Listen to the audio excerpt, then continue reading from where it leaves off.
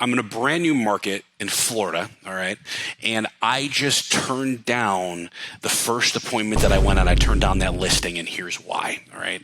So first things first is this property was in a 55 and older community. My parents actually just purchased in a 55 and older community, and they were looking at some units, and this one in particular was a second-story walk-up. And I know when my folks looked for that particular type of property, that was going to be a challenge for them.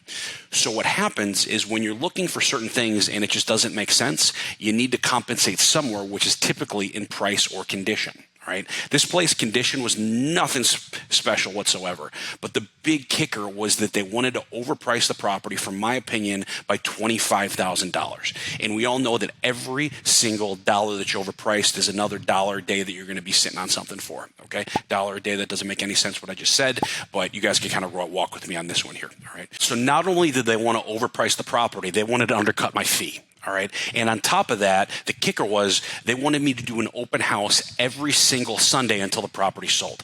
That's the day that I spent time with my family, as you well know. All right. So we had three things. We have overpriced, we had undercut fee, and we had open houses every single Sunday.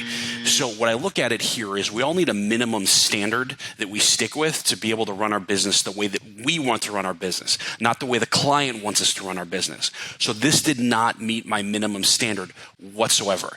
And you don't want to put yourself in a position where you're desperate either, because we all know one bad listing can take over 10 good listings. I'm going to repeat that again. One bad listing can take over 10 good listings. So when you're in a position that does not meet your minimum standard, do yourself a favor, don't settle. Don't settle, because you're going to set yourself up for frustration throughout the entire process, which doesn't serve the client very well either.